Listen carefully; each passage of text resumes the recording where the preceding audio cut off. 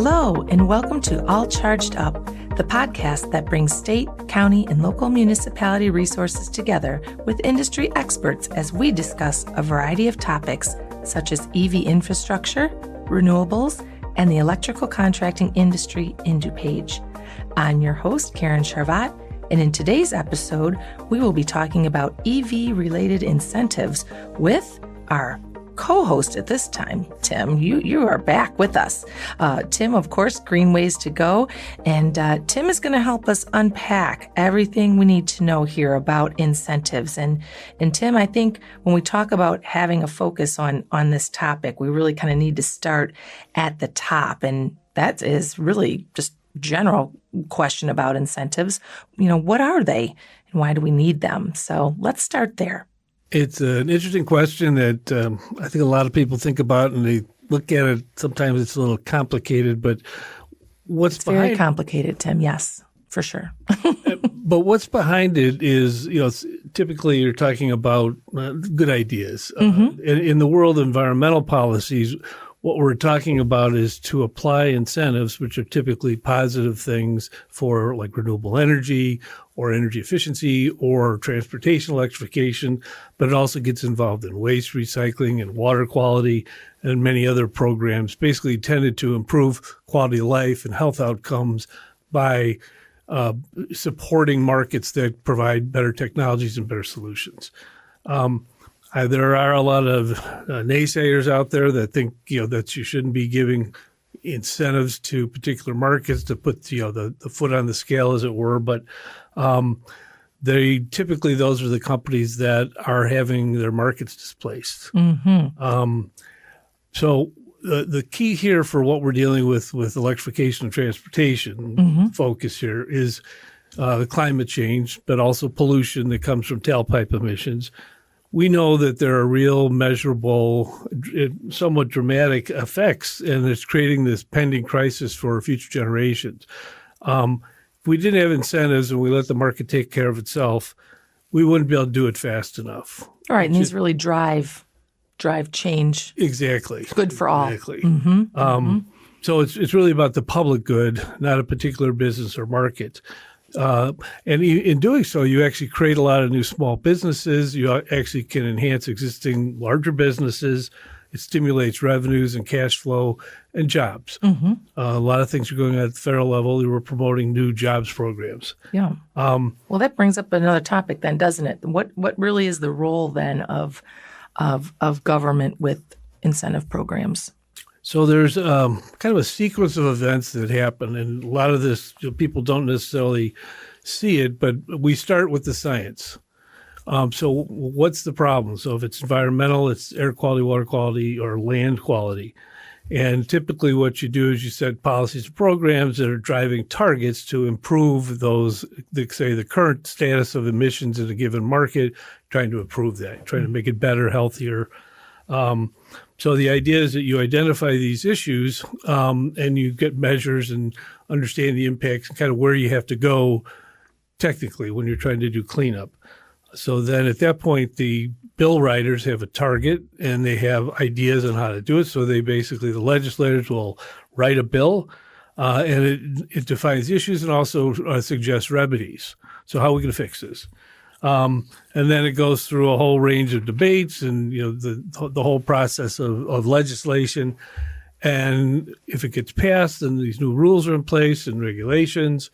And basically, it goes into another phase after the bill passes where agencies and organizations actually start organizing some very clear sets of rules and requirements. And programs. Yep, exactly. Yep. Okay. So it's the idea there is it's at that point you have the game is set. Sure. Well, that makes sense then. So then why,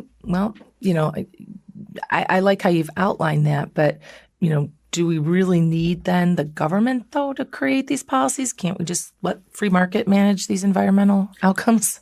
The thing about the free market is they self-serve. Sure. So if you look at big oil or big coal or big gas, the utility companies and all the markets for creating those fuels, they're not real keen on having additional costs to clean up pollution and such, or carbon. So if they were left to their own devices, they wouldn't solve those problems. It's not necessarily to their good corporate good. It's good for the people. So the government has to step in and play that role. That is one of the key roles of the government. Yes, to protect all. Right. And then kind of the last stage is you've got to get the word out, which is kind of part of what we're doing today. Yes. And all of these programs, and I'll talk about this a little bit more, but you have certain funding mechanisms, you have processes, applications, who's eligible for a particular program, how much is in the kitty for the program, how long the program, and how do you apply. So those are the things that are different, and that's kind of where a lot of the complexity lies, is in all those factors. And again, if at some point all those things are defined, and then people have to find out about it, and that's always a challenge too.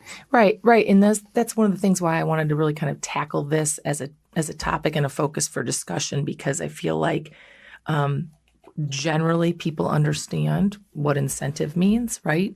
But then we get grants and we get rebates, and it kind of all gets lumped in. And then I feel like people are like, this is just too much now. I can't, I need it kind of like a roadmap. So I'm hoping that we can sort of break it down a little bit, and perhaps, you can give us some examples of incentives. Sure. True incentives, because like I said, we've got grants, and then I understand grants and rebates are different, but I'd really like to hear from the expert. Sure. So I'm kind of putting everything under the umbrella of incentives. Okay. Some people differentiate the term subsidy from tax credits, but to me, it's all how you're motivating individuals and businesses and the markets as whole. I like that. So basically, there's some that provide cash just outright from government funding, which is grants, which are typically, there's kind of two flavors of grants. One is what they call discretionary grants, which are you basically have so much money in a pool, and people submit based on some criteria, and then somebody in the government says, okay, we're going to give money to this person, but not that person. So it's up to the discretion of the grant body. But they will give so much money, and you can get the payments, progress payments. You may get some money up front. You get the balance of it at the end.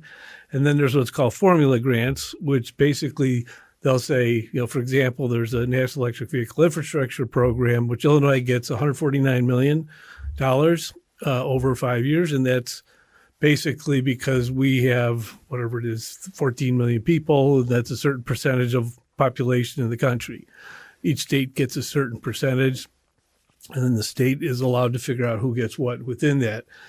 So that's basically, kind of free money that you get at some point along the way. And then rebates, I think we're all familiar with rebates. You buy something, you send in something and get refunded later. That's fundamentally the same idea. And those typically will, again, everything has rules attached to it, right? So you can, apply during this window, and you've got to have your purchase done by this date, right? Those are all very clearly defined in all of this, right? Right, and how much, of course. And typically they'll have, there'll be so much money in a pool of money, and there'll be, caps on it. So those that apply early have a better shot. When the money runs out, good point. That's it. But the key there is you have to make the investment, whether it could be in a vehicle, it could be in charging infrastructure, but you as the interested party have to do that up front and then get reimbursed later. And if you don't follow the rules, you may not get the rebate. So you have to just be smart about it. And all the agencies are pretty good at helping you out. So if you get into that, you make sure up front you know what you've got. And then there's a kind of a subset that's called vouchers. So there's a program that you can buy a vehicle instead of waiting for waiting to apply and get the fund refunded later. It's actually taken off the sale price of the vehicle. So that's favorable from a consumer standpoint, but there aren't a lot of programs doing that currently, but there may be. I see. So the next kind of key category are the tax incentives. So we've all had some form of tax credit in some of the things we've done, like child tax credit, things like that. In the world of environmental, there's a number of different subcategories. One's performance-based, so it's particular in wind energy. So you build these multi-million-dollar plants, and you won't get paid until you generate electricity, and it's paid incrementally over time. So it's based on the amount of energy you generate. There's also investment-based, which is the most common. So if you invest in the technologies, once it's up and running and you prove it's done what it said, they pay you. I see. They give you the tax credit. Right. There's also personal taxes. So some of the programs, if you install an EV charger at home, maybe you get a tax credit, so you get 30% off the cost of the investment. Same thing for commercial businesses. You can get tax credits off your business taxes. I was going to say, for all of these, it can apply to individuals, businesses, of course, nonprofits, not-for-profits, right? There's a whole subset for all these different categories too, right?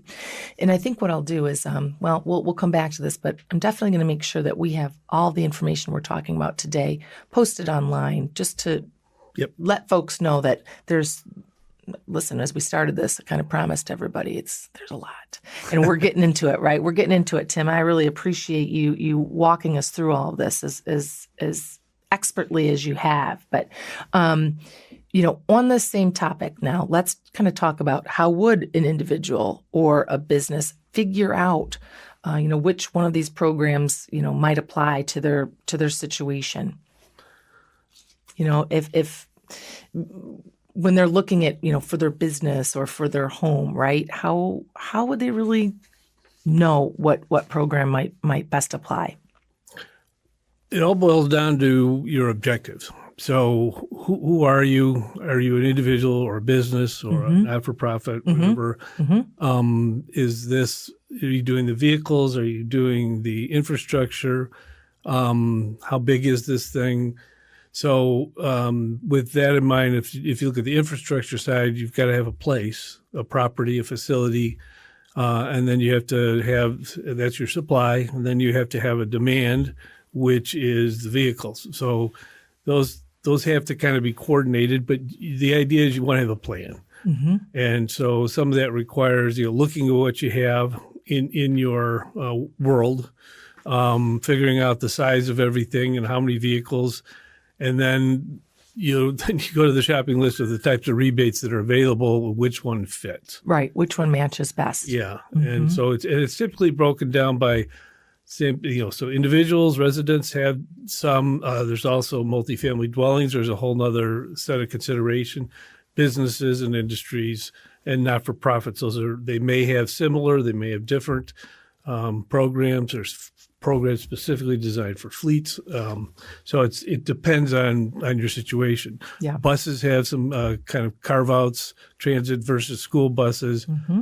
There's rails and ferries and, anything you can think of, there will be some sort of program to encourage, green action. Well, and I think that's just it, right? That, to me, that's the key here is for anything that you can think of, more than likely there is some sort of assistance, we'll call it, in that umbrella of whether it's subsidies or tax incentives or green credits, right? There is some type of assistance available. Yep. So I think that's a really key point because, again, as we start to unpack all of it, you realize how much there is. But again, if someone just has a specific goal in mind, there is an outlined procedure and steps available once they start to really kind of dig into all of this, right? So some of the, you and I have talked about this. We've got a list with links that you're going to post. Yes, almost definitely. You can kind of look for what fits your needs, and then you go to those websites, and they'll walk you through it. And all those agencies will help you out. And there's FAQs and contact points. And, they're very user-friendly, I exactly, found. Yeah. Truly, really. I want to see if there's anything else that we wanted to talk about with the tax incentives. I think you kind of covered a lot of it. I did want to throw out something that just came out a couple of weeks ago. Please. It's called direct pay for not-for-profits. So tax incentives means you have to have taxes. Federal taxes. Municipalities, for example, don't pay taxes. So how do they participate in this market? They get the equivalent of a tax credit. They've been talking about it for a long time. It's finally been formalized. So municipalities are, I think, kind of happy about it. They can get 30% tax credit on significant investments for EV charging. As an example, it's not a tax credit, but they get the equivalent of 30% of their investment. Yeah, no, it's a great example. Yeah. And I know they're also doing something similar with workforce development and manufacturing, right? Right. So if you want to start up a new business in any of the green sectors in Illinois, and actually there's some national and state programs, but they will give you considerations, often in the form of tax benefits, but it could be subsidizing new hires or manufacturing investments. And Illinois is being very aggressive in that regard. Offline, you and I talked a little bit again about some of these different incentive programs and whatnot, but green attribute credits, that's a piece I wanted to talk a little bit about. Green attribute credits. Is there anything that you can kind of let us know about that particular program? Yeah, it's a marketplace that gets created to basically encourage green activities. The one a lot of people are familiar with are renewable energy credits. So if you put in solar panels on your roof or in a business, you basically get paid to do that. And if you look on your ComEd bill, there's a line that says renewable portfolio standard. We all pay into that. So when people put it in, they get these credits. It's like the opposite of a tax. So that's for renewable energy. And they do that also for fuel. So there's something called renewable index numbers, which is a tracking system for using alternatives to gasoline and diesel. Electricity doesn't count for that, but and then there's also in some states they call carbon credits. So basically, if you're using an electric vehicle, you're not generating any CO2, so you get a credit for that, and you can, where there's a market, you can actually sell those credits and reduce your costs as an operator. So it might be good for like a fleet or something. Most definitely. Illinois is talking about it, but we're not there yet. I see. So then that leads me then to, once you figure out, what program best suits your situation, eligibility, that's a whole nother level of, I won't say challenge, but challenging. Challenge is a good word. It can be challenging to figure out those eligibility requirements. Can you walk us through that a little? Right. So we've kind of been talking about whether you're a resident or a municipality or a business or whatever. Right. Because there is something for everyone. Yes, exactly. Literally. They've thought about everyone. Yes. But as a subset of all of those programs, whether it's the vehicle or the infrastructure, eligibility is often thought about as kind of an income requirement. So if you are a lower income, a community of color, a community that has negative health outcomes because you're in an industrial zone, and other factors that are measured and monitored, you can get, typically you're going to get more money for those communities than would be a baseline for other communities. So the challenging part of it is so of all these incentive programs, federal and state, and different departments are managing it, the designation or definition of an eligible community changes. I see. It drives people a little crazy, but if you go to your program, whatever one makes sense, so the step-by-step process, it will tell you which mapping tool to use to determine if your zip code or your address is in or out of an eligible community. Right. And there's also they look at disadvantaged health conditions as well can be part of that, right? So each program is going to maybe have its own, would you say its own specific eligibility requirements? There's a lot of commonality, but you don't assume that. So the CDC has a health one, EPA has an air one, and Illinois has, from the Climate Equitable Jobs Act, they have a different one. So if it's an Illinois program, you got to look at those. The ComEd is using the Illinois programs for their new rebate program for EVs. So just go to the program; it'll tell you. Find the tool and determine if you're eligible or not. Most people will know if they live in a high-income area, they're not. If they live in a low-income area, they probably are. And then the question is, if you're in a medium income, do you qualify or not? And those are we'll provide those resources for you with the links we give you. But it's an important thing to know because it could be a big difference in the amount of funding that's available. Yeah. Well, let's kind of turn our focus then back to, EVs and charging programs. Obviously, I know with the bipartisan infrastructure law, there are a number of transportation electrification programs under that. And let's just kind of mention a couple of the bigger ones. And again, I'll make sure that we have all this information posted for our listeners. But if you could touch upon some of the larger ones for us, that would be fantastic. Sure. So the two national programs are the Bipartisan Infrastructure Law, as you mentioned, or BIL, and the Inflation Reduction Act, IRA. We've all heard about it. Love our acronyms, yes. Yeah. So the bill is basically looking at national solutions for EV charging. So there's one program to get chargers along the corridors on the interstates, like every 50 miles on all the major roads by 2028. That's the goal of the program. They've put $5 billion with a B dollars into the program. Illinois announced their program yesterday. So we're finally out to the races. It's been a year and a half since it was originally announced, but this is great news. Very much so. And these are stations where they'll have 4 dedicated large capacity chargers at every station, and typically you'll have other amenities to go with it. So that's a good thing. And then there's something called the Charging and Fueling Infrastructure Grant Program, which is a $2.5 billion program. That's, if you will, more chargers, but not on the corridors. Okay. It also includes natural gas compressor stations. Then on top of that, they have special programs for buses. Yes, the clean bus grants. Yes. And they also have for transit buses, ferries, ports. And so they have focused programs that the DOT manages and funds and different. They're run separately, but they follow similar logic. Some of the programs are for EV charging. Some, like the bus and the ferries, you can get vehicles too. So it's depending on the program. They're trying to get these businesses up and running, whether they're public or private. On the IRA, it's basically it's tax the credits. Inflation Reduction Act. Yeah. So you have the ability to take tax credits, as I mentioned earlier.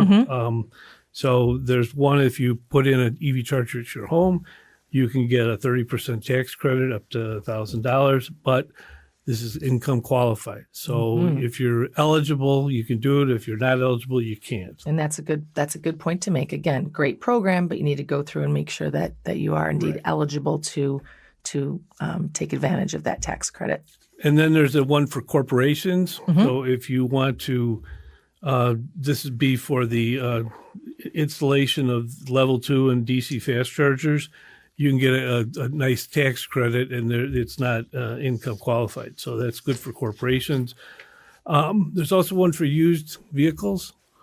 And basically, you can get $4,000 if you resell an electric vehicle. Really? Yeah, it's nice. Yeah, and I just don't think that we talk enough about that. That might be something we tackle next time, because I people have asked me about that before, like what's that like, the resale market, and honestly, that's just not an area that I know too much about. So it's interesting that there's a tax credit for that.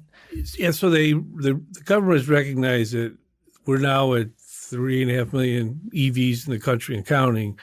So that means there's used EVs. Yeah. They've been around, for all intents and purposes since, for 12 years. So that market's starting to form, and especially for, people that are normally buy used vehicles, that's nice. And then the person, selling it can get a rebate for the $4,000. Yeah.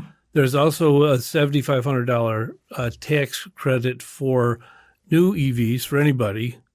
The one thing to know is there's 2 criteria for that. One is you have to the car has to cost less than $80,000, which I think applies to a lot of people, and it has to be made in America. Love it. So, anyways, we'll provide a list of the vehicles that applies to. Sure. Happy to do that. And the same thing for corporations, fleets. There are tax credits for that too, and those direct payments for municipalities apply to that too. So that's those are big ones for a lot of people, a lot of businesses. There's, like I said, when we started, there is just so much. I know that there's also just a number of other relevant Illinois programs and policies and legislation. Is there anything else that you want to kind of, give some talk time to? I can certainly post it along with the other information, but I know there's a number of other relevant programs as well. Yeah, I think it's important to throw Illinois in because you can stack its incentives. There have been programs in the past where you take one or the other, but in Illinois, you can, for most of these programs, you can put one on top of another. So that's great news. For example, if you buy a new EV in Illinois, you get $4,000 rebate and you get the $7,500 federal tax credit. Yeah. So that's $11,500 you could get off the price of a new vehicle. There you go. And you can go buy your fancy coffee on the way out of the dealership because you have some money in your pocket. Fantastic. So then there is also a program for the chargers where the state will pay for up to 80% of the infrastructure. They announced the program in November. The money that they had in there lasted about 3 weeks. These mostly went to public charging projects. They're going to have another program coming out soon. Good. So, and then the new one that just came out like 3 weeks ago, it's a ComEd program. Ameren is supposed to come out with one downstate. They haven't yet, but this is basically it's they have an EV component. They're targeting public and private fleets, so you can get differing amounts, and it's when the links will show you, but significant amount of money off the price of it's a rebate. It's not a tax credit off an EV. So they're trying to get people to buy trucks and buses, and then. They also have what's called a make-ready infrastructure program, which is all the panels and what conduit wiring. It doesn't pay for the charger itself, but it'll pay $5,300 per plug for a standard one and $8,000 per plug for an eligible one. So which is in the EV space is a lot of money, up to 10 chargers, and that program has just been announced. It also applies to multifamily dwellings. And that's huge, right? Because again, we talked a little bit about multifamily last time that you and I were together. But for us at Power Forward DuPage, we really do take in a number of phone calls from condo associations that are really starting to just look and kind of tackle this internally with their boards and of course with their residents, and to be able to give them a roadmap again to all of these solutions, you really do need to deal with somebody who knows what they're talking about because there's so much. Well, on that subject, because yes. It's an important one, it's a little self-serving, but find somebody who knows what they're doing and invite them in. That's and have right. a conversation. I mean, I do I just walk in and talk to people because they don't know what they don't know, and you need to get over that learning curve hump. And once you do, you can kind of move forward and make some good decisions. I couldn't agree more. And I really feel like when we talk about what people need to do, next to take advantage of these incentives, it really is a starting point is the education piece. Yeah. And I'm thrilled to have this time with you and started breaking it down. We would be here for hours, truly, if we were to do it full justice. But I really appreciate just kind of skimming the topics of these and looking forward to putting this information online for our listeners so that we can aid them in their decisions as they're moving forward with electrification. Is there anything else on this topic that you want to touch upon here before we say goodbye for this episode? Yeah, I think I just wanted to reiterate so someone's listening, it's kind of what do I do, right? Yes. We've been talking about it. And it's not just about the incentives. The first thing you want to figure out what you're trying to do, how much it's going to cost, where you're going to do it. Exactly.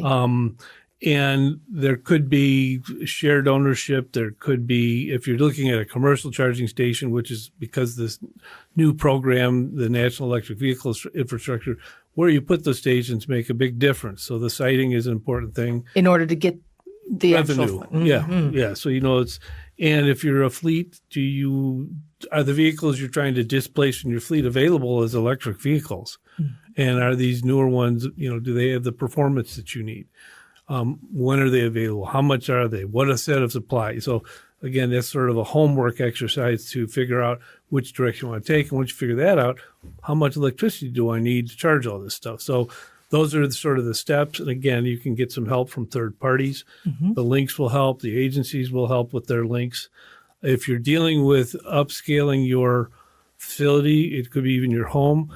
You may need to get the utility involved to get more power bringing into your building, and then put it all together and figure out if you want to do it and how much. And there's also loan programs that can be applied in some of these cases that the government will give you, long-term favorable terms. So there's a lot of choices to make. There really is. And again, I just think the best advice is to align yourself really with a consultant that is very well educated on all these types of programs and incentives, because you don't want to leave any dollars on the table when you're undertaking something this large, either for your home and your family or your business, or in municipalities, because again, there really is something here for everybody. We're all trying to move forward here as a society. So I think it's fantastic that there's this type of aid and assistance out there. But you almost need a separate degree in how to understand and unpack it also. But that's why we have All Charged Up. And I could not, again, be more grateful to you for your time and your expertise. And just want to say thanks, Tim, for joining us again. You're welcome, and thank you for inviting me. It's always a pleasure. Wonderful. And thank you all for joining us. All this information will be posted at powerforwarddupage.com. You've been listening to All Charged Up with me, Karyn Charvat of Power Forward DuPage. Power Forward DuPage represents over 300 of the most highly sought-after electrical contractors in the Chicagoland area. We support the electrical contracting industry here in DuPage County, Illinois, and act as a resource for its municipalities, businesses, and residents. Find us at powerforwarddupage.com. And until next time, keep powering through.